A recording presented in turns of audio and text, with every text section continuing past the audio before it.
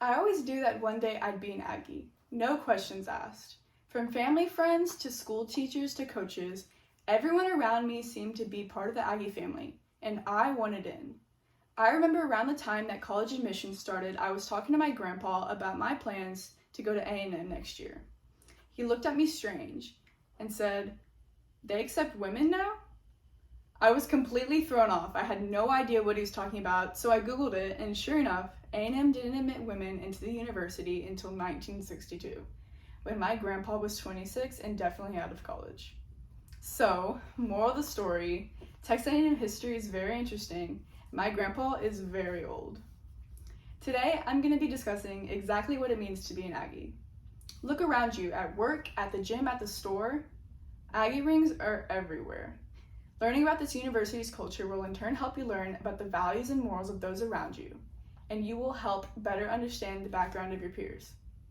In this speech, I will discuss the history of Texas A&M, the school's core values, and some important traditions. First, I will be talking about the origins of Texas A&M. Texas A&M University was the state's first public institution of higher education. According to the university, the school was created thanks to the 1962 Moral Land Grant that gave Texas 180,000 acres to build an agriculture and mechanical college. Originally, the school only accepted white males and they had to participate in the Corps of Cadets. The Texas State Historical Association said because of this, quote, the school developed a strong military aura. The Corps are called the keepers of spirit and guardians of tradition, and have fought in and been decorated in all wars since the Spanish-American War. When General James Earl Rudder was elected president of the university, things definitely loosened up. He allowed for the admission of women and African Americans into the university and made participation in the Corps optional.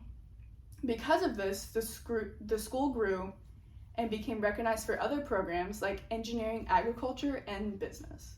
He renamed the school Texas A&M University and got rid of the full words agriculture and mechanics, showing that the university was expanding and diversifying.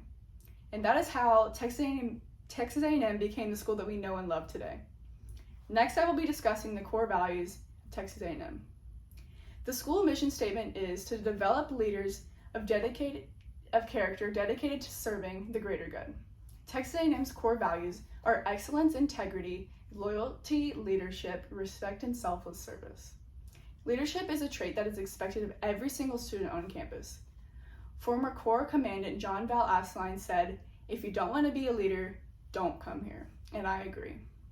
Students are not only encouraged, but expected to take leadership roles in at least one of the 1,000 social and academic organizations on campus. And the Memorial Student Center is a building on Central Campus that helps students learn more about these opportunities. Respect is a trait that runs through an Aggie's veins.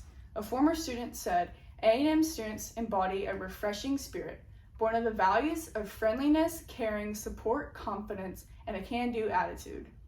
Texas A&M holds many honorary ceremonies like muster and silver taps that honor all students, from former to future. Now I will be discussing a few traditions that I have personal experience with. One I hold near and dear to my heart is Fish Camp. Fish Camp is an Aggie's first tradition. Freshmen have the opportunity to attend a weekend-long orientation program in Palestine, Texas, where they will be taught the traditions, the terminology, and the values of the university by some upperclassmen counselors. This gives them a really solid foundation to start off their A&M experience. I am a counselor this summer, and it's truly been one of the best experiences I've ever had in college thus far.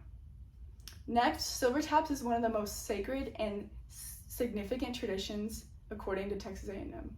Since 1898, Silver Taps has been held for any student who unfortunately has passed away. Students will gather in the academic plaza for a ceremony honoring the fallen student, followed by a 3-volley salute done by the Corps.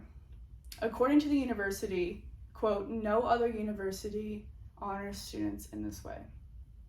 Lastly, the 12th man is probably one of the most well-known traditions. It was coined in 1922 when a student in the stands of the football game, E. King Gills, volunteered to sub into the game because all the other players on the sidelines were injured. He became known as the 12th man, and now all Aggie students are called the 12th man. They're ready to do anything asked of them and help anyone at any time. Today I showed you what it means to be an Aggie by teaching you the history, values, and traditions of this university. With this knowledge, you will be able to know more about those around you and almost understand what it means to be an Aggie. I say almost because, like we say at Texas A&M, from the outside looking in, you can't understand it. And from the inside looking out, you can't explain it. Thank you for listening.